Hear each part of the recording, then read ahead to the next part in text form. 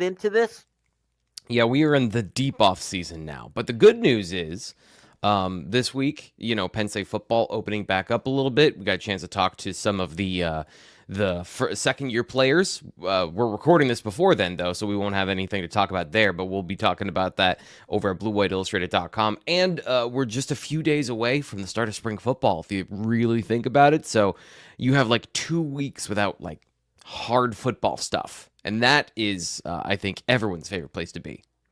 Well, T. Frank, for those of us who are just crazy about college football, just having them come out and say, here's the player of the day from the weight room or Yeah. wherever, we'll take that as news and be happy with it. Who knows if they're actually doing anything or if they're pulling names out of the hat? Don't care. They're giving us some names, so we like that. Anyway, T. Frank, we've been doing essentially a series following a series that you of articles that you've been doing. And for those of you who don't read T. Frank's stuff, what is wrong with you?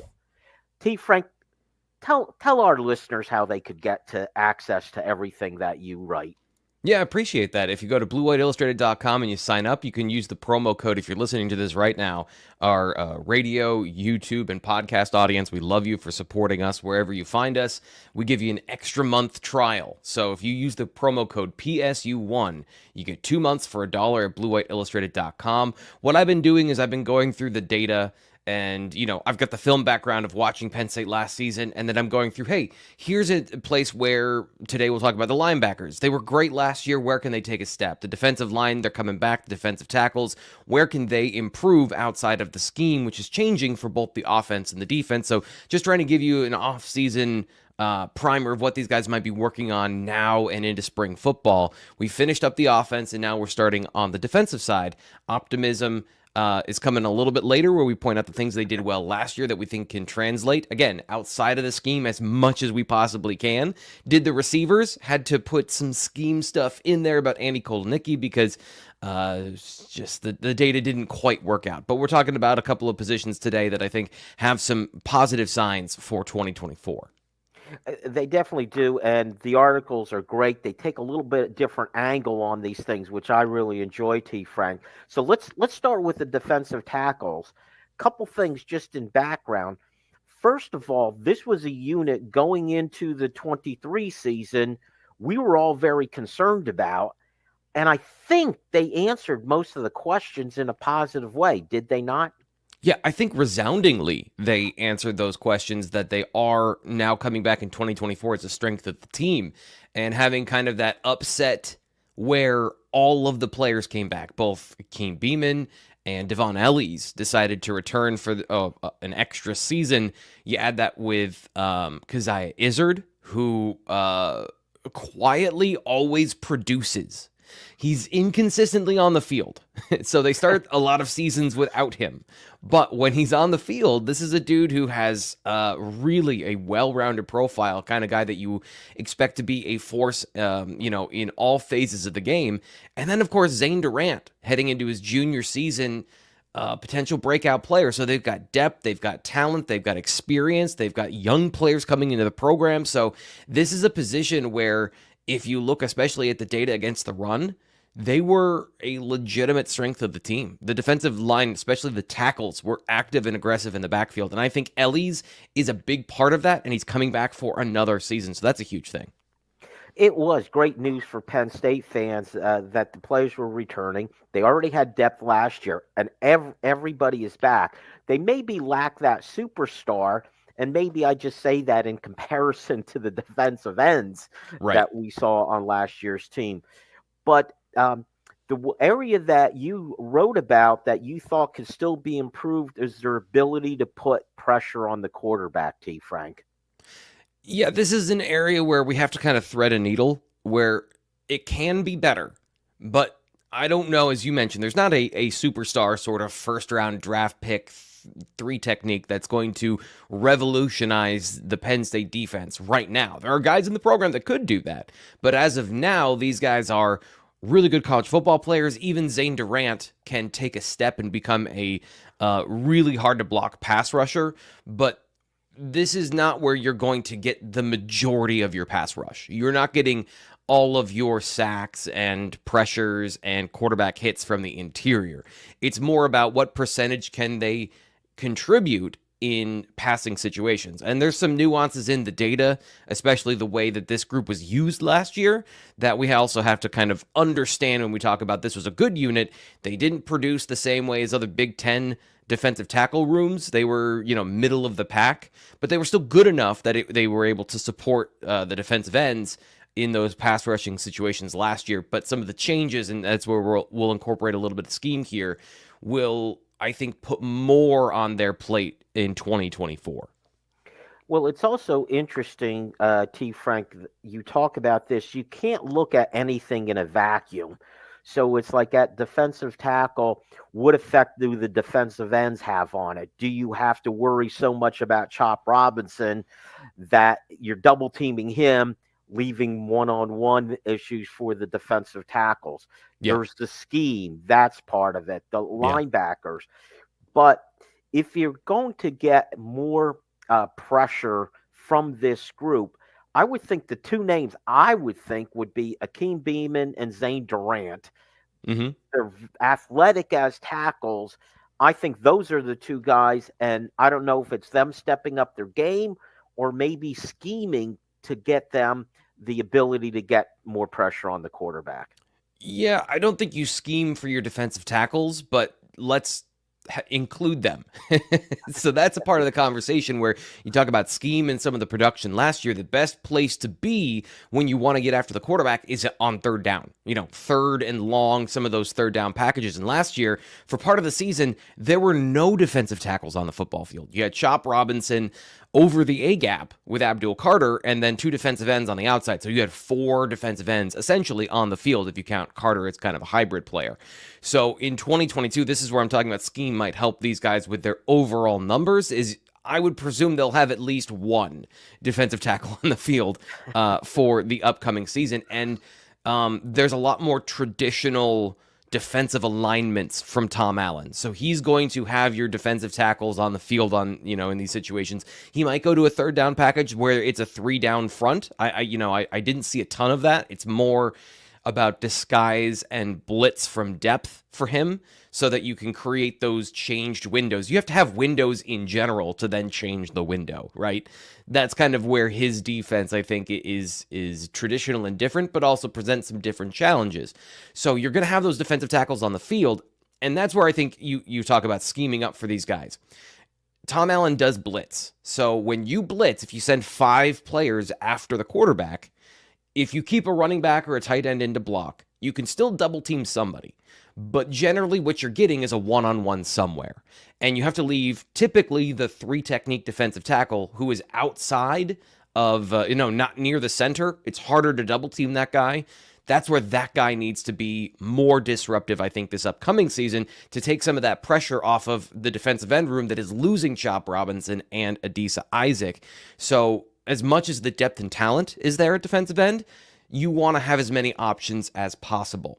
And going back to what you said, Hakeem Beamon, Zane Durant, those are the guys you would expect to win those one-on-ones. And that's where I think this particular year, they need to improve in true passing situations, their win metrics and their pressures, because they're going to have the opportunity. And if you're going to try and get home with 5, if you blitz and you bring Abdul Carter, you do have to win more than those simulated pressures and those all-out blitzes from Manny Diaz, where you're guaranteeing even sometimes somebody is going free by bringing as much pressure. So it's going to be, again, more traditional. So you have to have some of the more traditional rules do apply to this defense. And that's, again, going back to traditional defenses have a 3 technique that they try to get after the quarterback. So one of those two guys, and I'd throw Izzard in there as well as a guy who can do that maybe from a 1 technique, or he could even filter in there, on third downs if he proves that he's a pass rusher.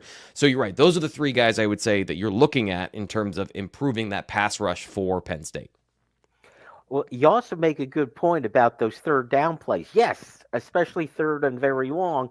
That's where the sacks come. That's where the quarterback pressures come. And if you're not on the field, you're not going to compile many statistics. Yeah. Let's look at the rotation. I mentioned Akeem Beamon, Zane Durant. I looked at them as the athletic. They would be most likely the 3 technique. You also mentioned Keziah Izzard, But as you said, Devon Ellis came back. I know one of your favorites, Jordan Vandenberg, is Yep. back. So that's a full rotation already with those five guys. Are there any other names that we should know who might be part of this rotation this coming year? Not at the moment, but and that's kind of the conversation about the spring is do some of these young guys have a chance to make a move and be a part of the rotation? But yeah, five is pretty tight. Um, I'd say Caleb Artis is the guy that I think everyone's curious about as far as a guy who is now entering his third year. He's with that class with Zane Durant and Dennis Sutton. So that's a guy who on the timeline can start to contribute, you would imagine, at defensive tackle, but it is very top heavy. Like the good side is you have this proven production coming back, but the downside is it creates a lid. And now you've got a little bit of a pressure cooker for some of those young guys that want to step up, and maybe there's not as many snaps. So Jordan Vandenberg, his snaps really took a step back when Keziah Izzard came back. So even he, as a guy who played a lot last year, has played, more than some of these other guys we're talking about down the depth chart. He's a guy that's also, needs to fight for snaps.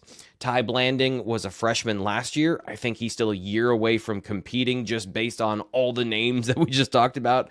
He's a 3 technique. So the strength of this team, you would say, from an athleticism standpoint, the 3 technique is taken care of. So there's not really a lot of room for any of these guys to make any sort of move. And then you've got a guy like Alonzo Ford, who is a total wild card in this situation, coming off an injury last year. These are just names to know for the spring, but really, I'm looking down the roster and I don't really see an opportunity for a whole lot of guys to make moves unless they force the issue, unless they're decidedly better than some of these guys at the top. Real quickly, we talk about these guys as individuals. What can they work on to be better at applying pressure? Zane Durant, it's interesting. I think I don't know necessarily because he is shorter. So arm usage, hand usage is really important. But a lot of times it is what it is. He's a good run defender, but in pass rushing situations, that's why you like to have those extendo arms. So him, and I would say, Devon Ellis and Keziah Izzard, if they're on the field, it's more about that get off, trying to get into the pads of the offensive lineman. Very good, T. Frank. That's it for quarter number 1. Stick around. Quarter 2, we're going to talk linebackers. Stick around for that. Hello and welcome back to the Keystone Kickoff Show. He is T. Frank Carr. I'm Jim Galante. We are talking Penn State football in quarter number 1. We took a look at the defensive tackles. We're following T. Frank's series of articles that he's been writing for Blue White Illustrated. If you want to get some real good reading on the Penn State football team, please subscribe. Great stuff. I love following T. Frank's writing.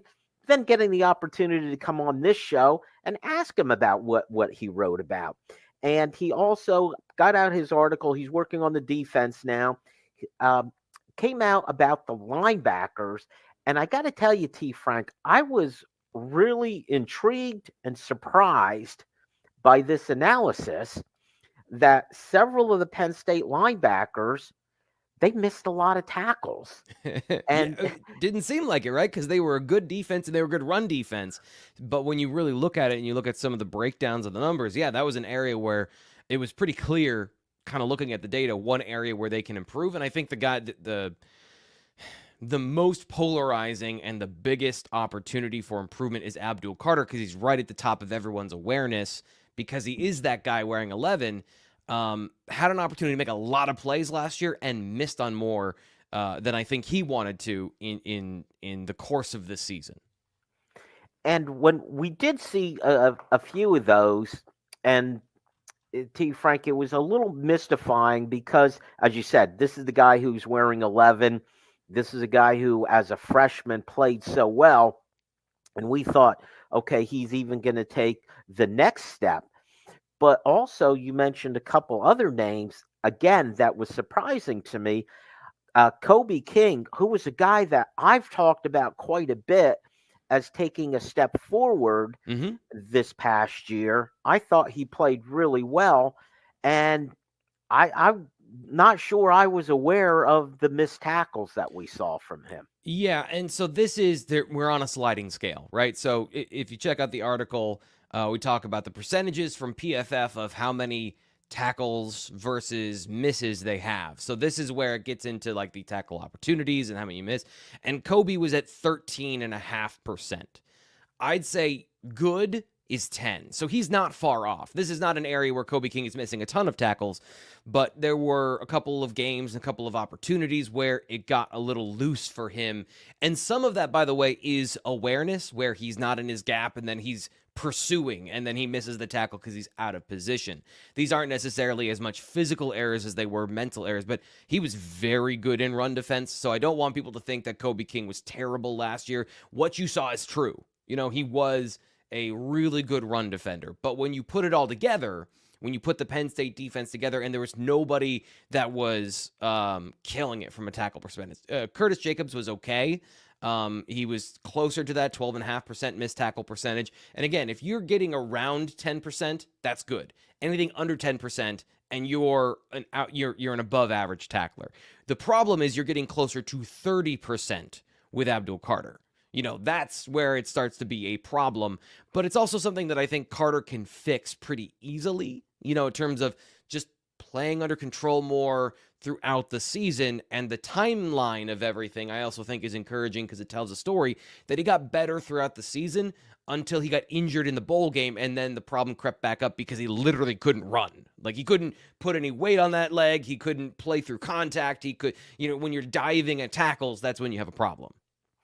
And I realize this answer could be different for different players, but when you see Abdul Carter playing, was there a bit of this thing now, as a freshman, you don't know what you don't know, and you just play. Mm-hmm. And as a sophomore, you begin to think a little bit about what you're doing. You're learning, Yeah. and maybe this is a little bit analogous to what we've talked about with Nick Singleton and Yeah. some of his struggles. Whereas a freshman, he just naturally would bounce things and maybe get the big play.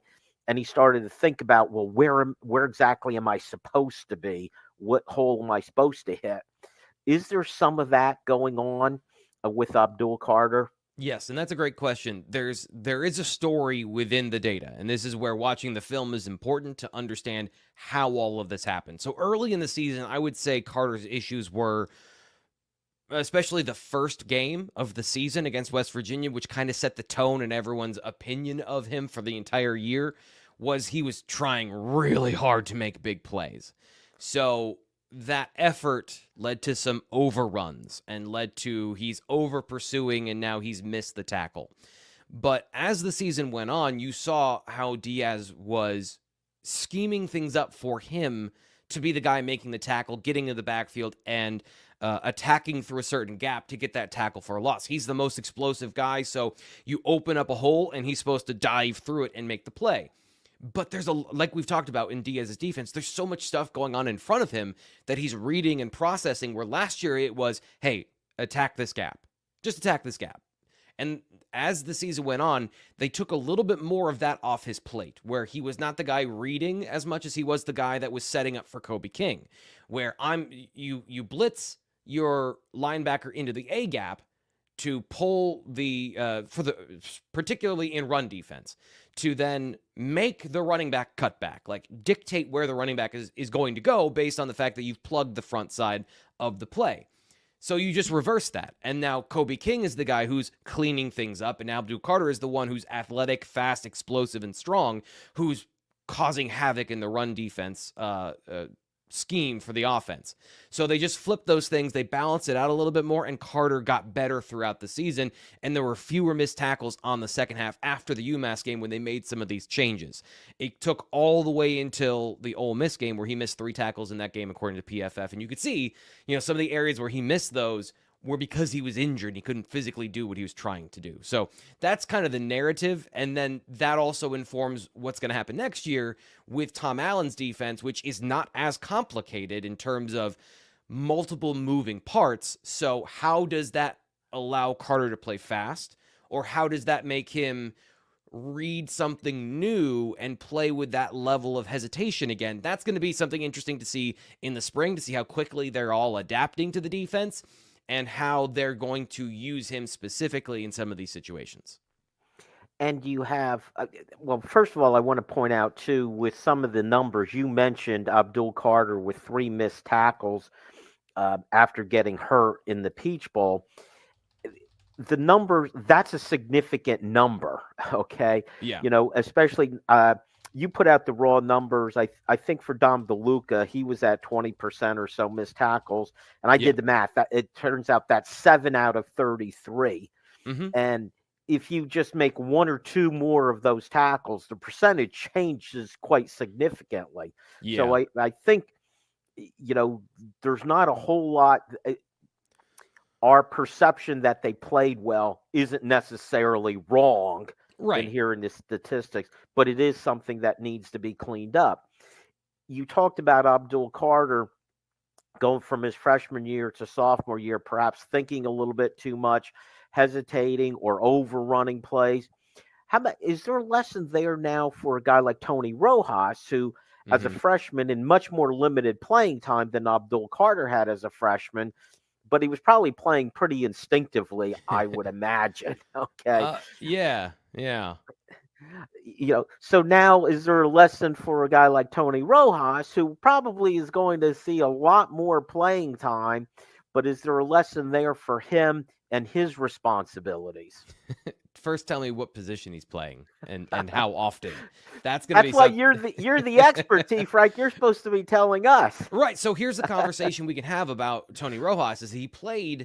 Rojas played will linebacker last year in mop-up duty, which is the same position Abdul Carter plays. So, going back to that whole Curtis Jacobs conversation, they both can't play the position at the same time. So somebody has to move somewhere.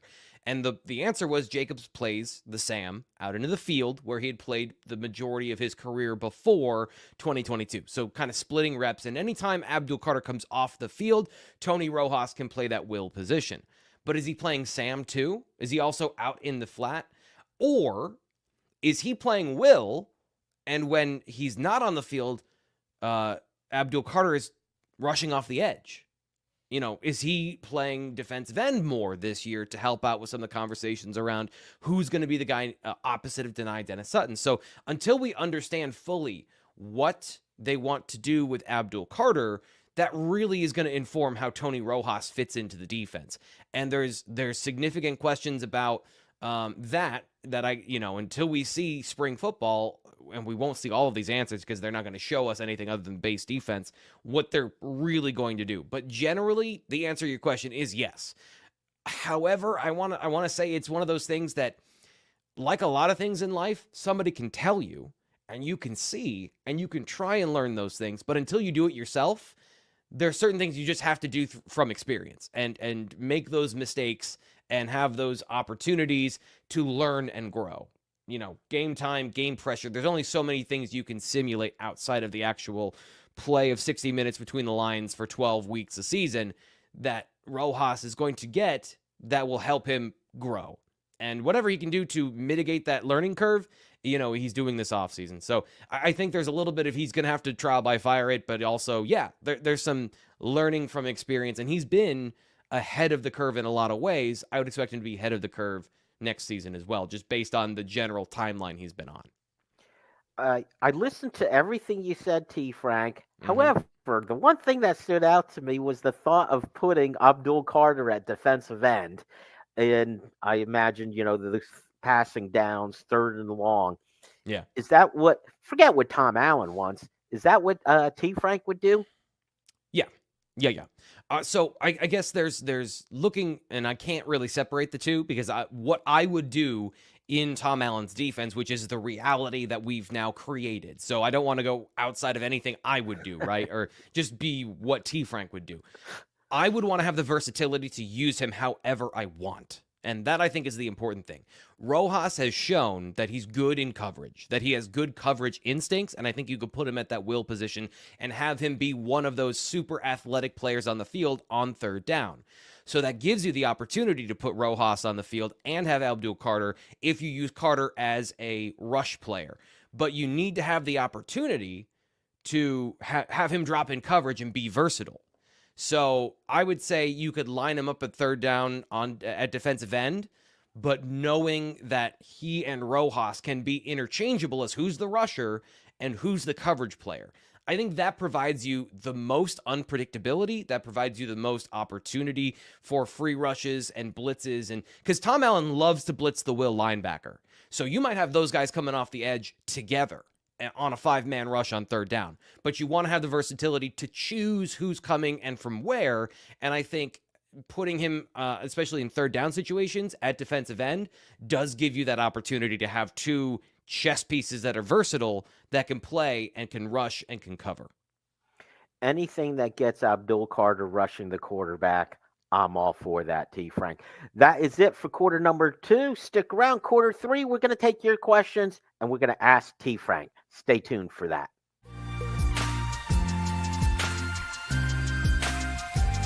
Hello and welcome back to the Keystone Kickoff Show. I'm Jim. He's T. Frank. It's quarter 3. And yes, you know what that means. It's time for your questions. We're going to say, ask T. Frank.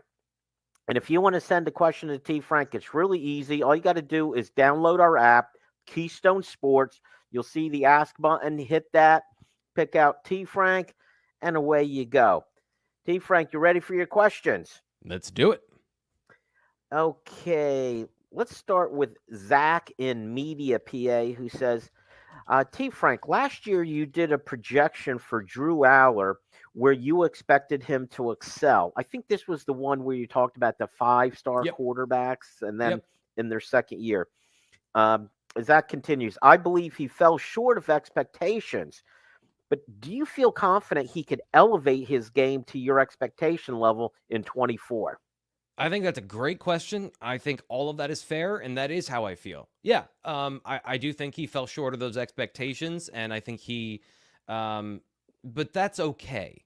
You know, like they were high expectations. They were college football playoff expectations, and with the defense they had, with the offensive running game they had, I didn't foresee the receivers being such a problem. And going through the data, it was a problem. You know, like looking at the production that they had at those positions, it's not all on the receivers. Drew takes some responsibility for some hesitation to throw into windows and maybe not seeing things clearly right away. But yes, I wrote about this, my offseason optimism for the offense and for Drew Allar. Some of the things he did last year that I talked about in the film room, they show up in the data as well, talking about his ability to produce on his second read. A lot of quarterbacks don't get to their second read ever. And if you say you're out on Drew Allar, he's not the guy, he is whatever you want to say about him, and he's not that. So a lot of quarterbacks that you see, they lack confidence to go to their second read. He understands what he's seeing, he can process the information fairly well, and he knows where his pieces are on the field. What he needed to do last year was have the confidence to rip the ball into tight windows and not play with such a fear of losing the game for the defense. Like they were playing stylistically from an offensive concept perspective. They were playing safe, and I don't know if this was taught safe or this was Drew's natural tendency to be safe with the football, but he needs to play with more freedom next year. And I think that's where Andy Kotelnicki comes in, of giving him easier first reads. So he doesn't have to do a lot of that heavy lifting in pure progression football, where he's trying to get to his check down. He's trying to get to his third read on every drop back. Having more of these RPOs in the system and having some second and third level RPOs that really aren't just screens or options in the run game gives the quarterback some of those easy throws to get the 15 yards, and maybe the receiver gets to break a tackle and you get an explosive play. Or even if you get 7 or 8 and now it's 2nd and 2, your quarterback, that's a rhythm throw that James Franklin talked about, of throws that get the quarterback in rhythm.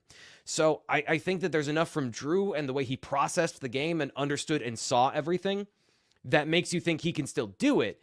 Having a better ecosystem for him to be confident is the next step. And the only thing missing was confidence. And for people that think confidence is one of those things that you can say you have it or you don't, but that's not true. Confidence is like a plant. It has to grow, you have to nurture it, and you have to allow it the room in the soil to really take off.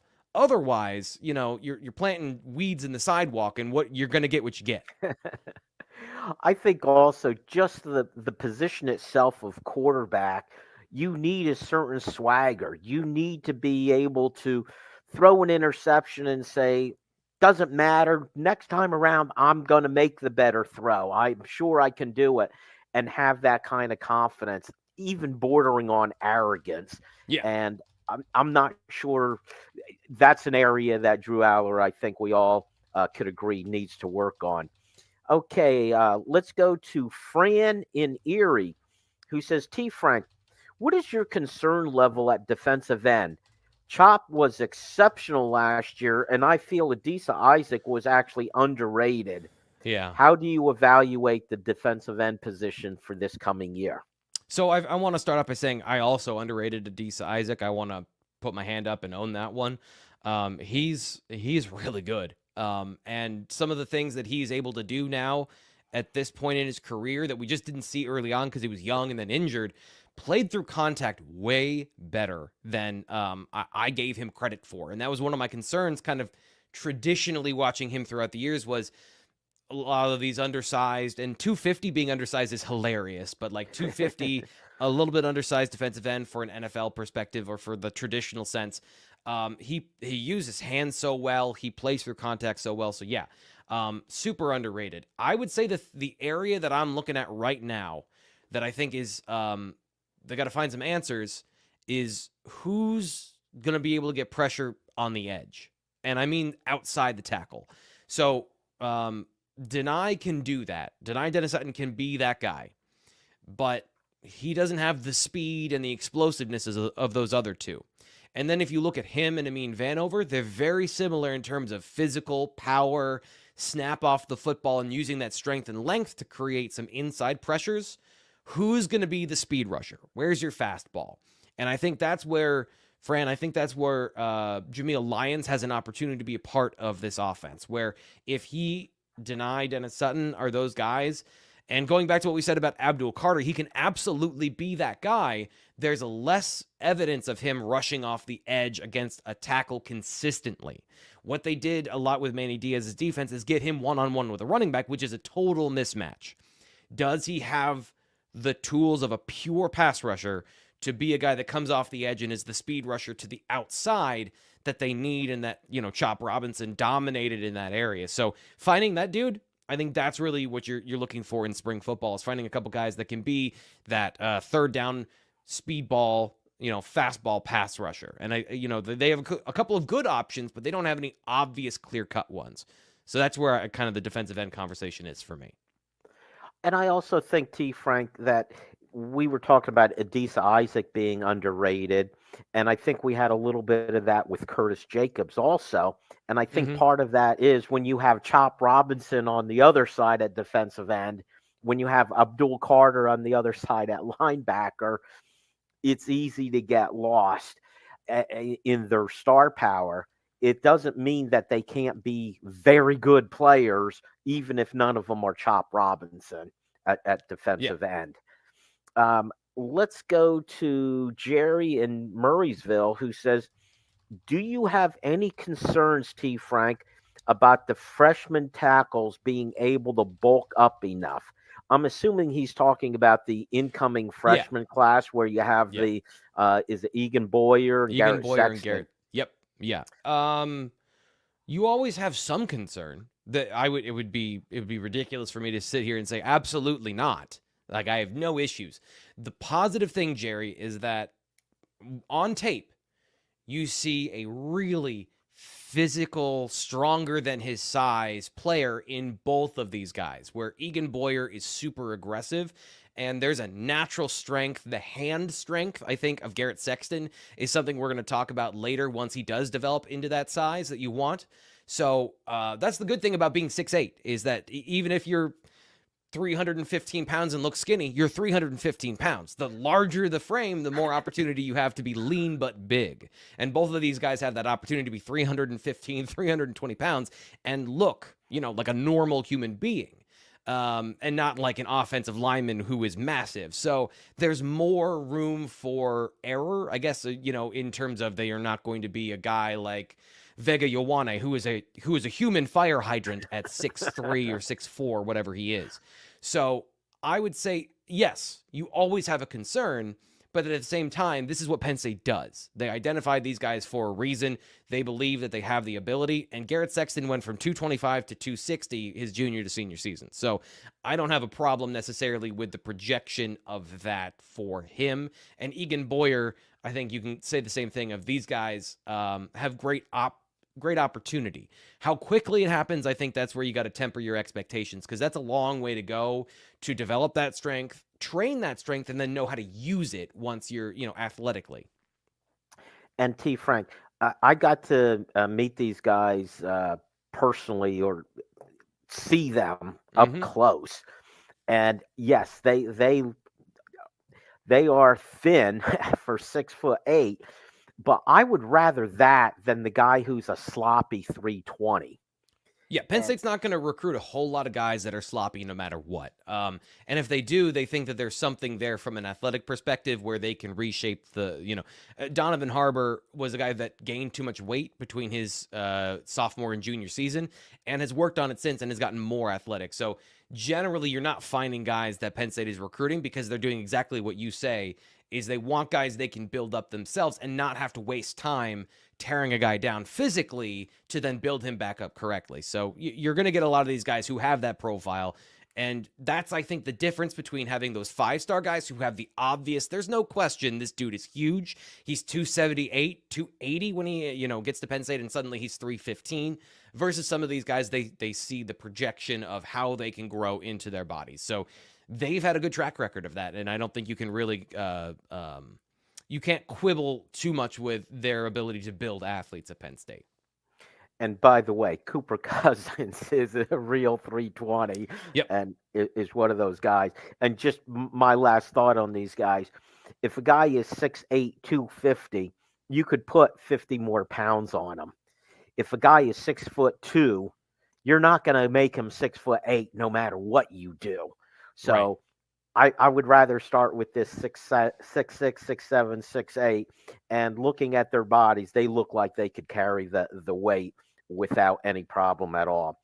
Okay, let's go to Joseph and Tyrone, who says, T. Frank, what will it take for Nick Singleton to get back to being an explosive back?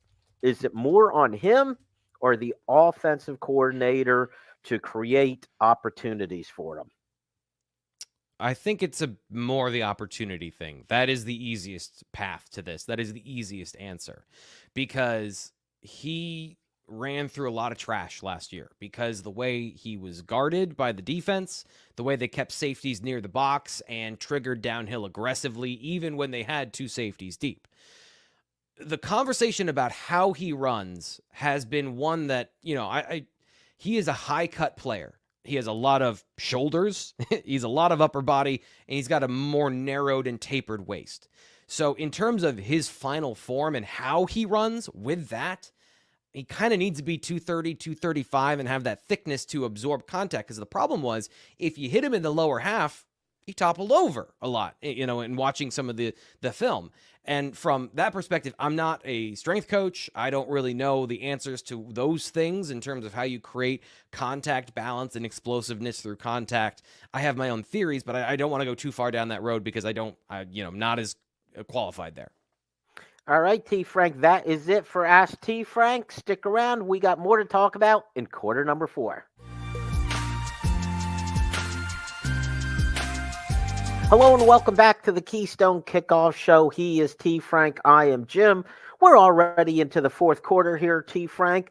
We finished up Ask T. Frank. Some great questions from our listeners, which we really appreciate. Again, if you want to send in your questions for Ask T. Frank, just download our app. Real simple. Just search on Keystone Sports. You'll see the app there, and away you go. T. Frank, we also had there's no off season, right? Right. Recruiting is ongoing. It seems like just yesterday we wrapped up the class of 24. Well, now we got to keep talking about class of 25, and new member of that group, Deshawn Burnet, class of 25, 6'3", 215 pounds. I'm calling him a linebacker, T. Frank. I'm not sure that's what you're going to call him, though. I don't have a good read on this. And this is something I talked about in T. Frank's film room over at BWIillustrated.com is I typically have an opinion. I have an idea of like what I think is going to happen here, whether it's a guard that can be a tackle or it's a tackle that maybe should play inside or a guy if he's a linebacker or a defensive end. I think it's pretty clear. Like a great example that I think is, illustrates this is Zariah Fisher. Watching him in high school, I was like, he's great dropping into coverage. He is huge. He has good instincts, and he is slow. Like there's no fixing that. Deshawn Burnet does not have a clear set of traits that put him in one camp or the other right now. And there's some things we can get into about the pros and cons of each, but that's really one where I do have a lean, but I'm not confident about it as compared to some guys where you look at him and you go, okay, I feel like that safety is going to be, or that corner is going to be a safety, and that safety might be a linebacker. I don't have a good feel with Burnet because of some of the physical traits that he shows, and then some of the obscurity through his film of not being an advanced football player in terms of understanding awareness, recognition, and positional skills. Well, you also mentioned how versatile he was in high school. He played a lot of different positions. Yeah. The problem I find sometimes when you have a guy like that, it's, jack of all trades, master of none. Yeah. And some of that, when I see it as a red flag, when you, especially at defense, other than say maybe a defensive tackle, when I hear he's not the fastest guy. Speed is so important in the game today that when that's lacking, I see a red flag. So this is the problem, and I would say it also is kind of the thing with Alex Tash, where I think he's fast. I think that he's not a 4.5 athlete, but I think when he is at Penn State, he can be in the low 4.6s, maybe high 4.5s. That's pretty good for a linebacker. At his best, I think he can be a guy that in the open field can open up and run and can get sideline to sideline. He's not going to be a freak like the rest of the Penn State linebackers. He's not a superstar Tony Rojas, Abdul Carter will player, but he could be a good Mike linebacker who is physical between the tackles and can run, and you wouldn't have a problem with him in coverage because I think his mobility, his overall movement skills are excellent. But then it is, how does his body develop, and how does that speed and explosiveness, how does that translate to a larger size? Because not everyone translates the same way. There's a scientific reason for it, fast twitch muscle fibers, etc. But he is right on the line.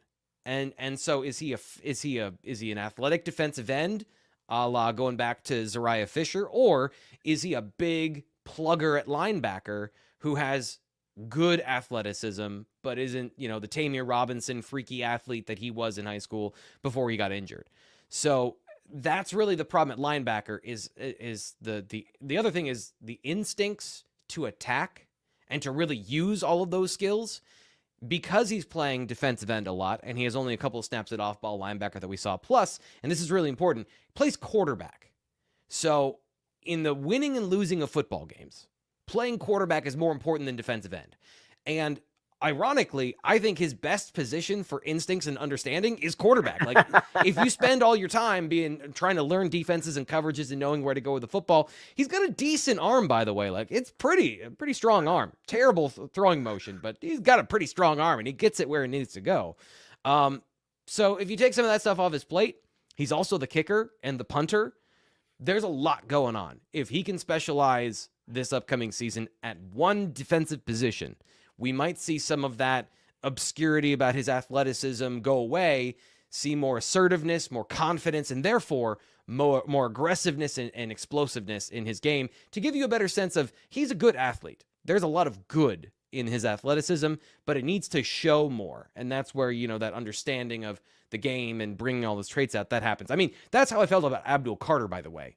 His junior season, he was clearly athletic, but he didn't really know where to go to the football, so you didn't see it happen all that much. Now, that's magnitudes higher, but that's kind of what it's like getting to know these linebackers at the high school level where there's a lot you have to learn. There's a lot you have to process at that position. If you're going to play linebacker, you're going to have some coverage responsibilities. How about his coverage ability? There's just less, he played a lot of hybrid linebacker where he's going after the quarterback most of the time.